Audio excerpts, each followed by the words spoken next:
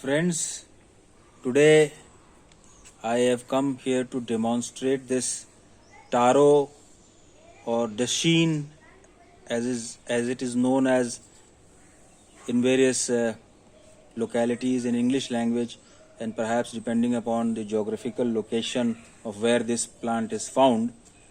The taro or dasheen, which is botanically known as Colocasia esculenta. Its botanical name is Colocasia esculenta plant over here. This was planted by me as a part of as a vegetable as it is sold in the market, and from there a small bit of that I planted over here.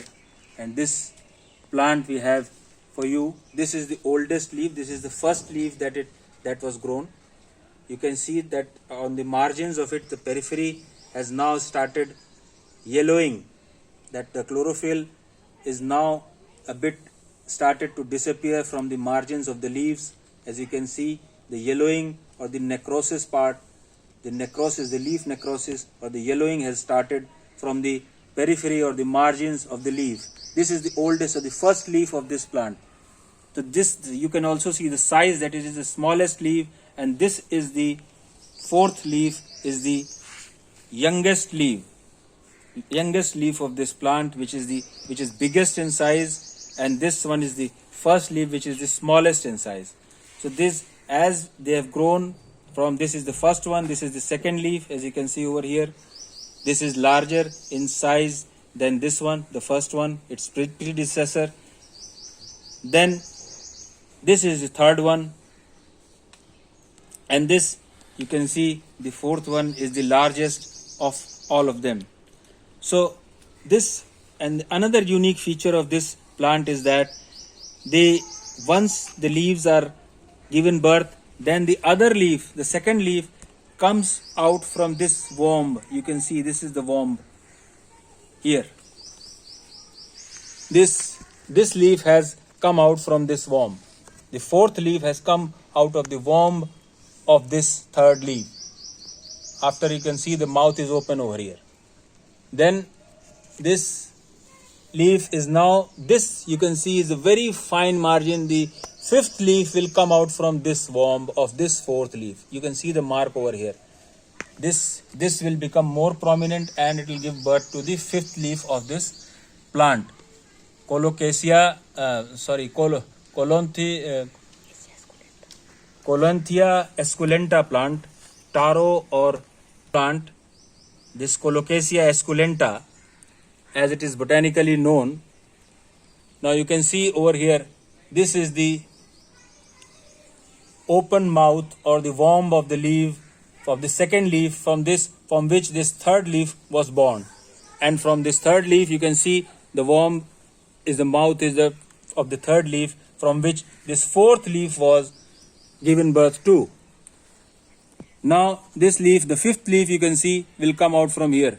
The mark, you can see it is gaining prominence day by day, and it will become more prominent and more mature, and slowly this leaf will come out from this part, as you can see. So this is a very unique feature. You will find it interesting. Colanthis esculenta plant, as it is called in botany, botanical terms, and taro or dasheen, as it's called in English language. In India, in Hindi, we call it ghuiya, in common our vernacular Hindi language. So this you will find interesting, and the orientation also, not only the size increases, but the orientation also, it orients itself in a peculiar fashion to use the maximum of the sunlight and the resources available to it.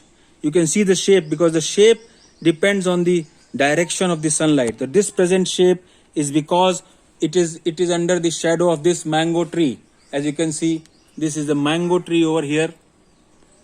This mango tree masks most of the direct sunlight, so it is fighting for sunlight. That's why it is trying to reach to the open space which is covered overhead due to this shadow of this huge mango tree.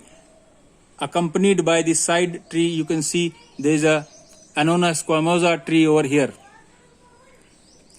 And is there another mango tree a little far away from here. So this plant is positioning itself in such a way to gain maximum of direct sunlight, so that you can see the leaves are reaching far out. They are not rising like this, but they are reaching far out to gain the open space so that they can capture an open space and direct sunlight. This is the quest of this plant right here. तो मित्रों, आपने देखा कि ये घुइयां का पौधा, इसके 4 पत्तियां मैंने बताई. ये पत्ती सबसे पुरानी वाली है, सबसे पहले वाली है.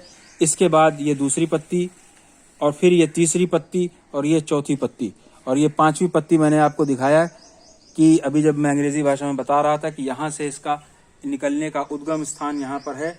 ये धीरे धीरे और गहरा प्रोमिनेंट होता जाएगा और अधिक यहाँ से फिर बाद में पत्ती निकलेगी.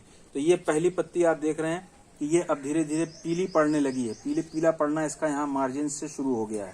ये पीलापन आता जा रहा है, धीरे धीरे ये सूख करके इसकी आयु पूरी हो रही है. और ये पहली पत्ती थी इस पौधे की, और ये आज चौथी पत्ती, ये चौथी पत्ती है. तो चौथी पत्ती जो इसका आकार है वो सबसे बड़ी है, और ये पहली पत्ती सबसे छोटी है. तो जैसे जैसे पत्तियां आती जा रही हैं, इनका आकार बढ़ता जा रहा है. पहली से बड़ी है दूसरी, और दूसरी से बड़ी तीसरी, और सबसे बड़ी ये चौथी पत्ती है जो सबसे बाद में निकली है.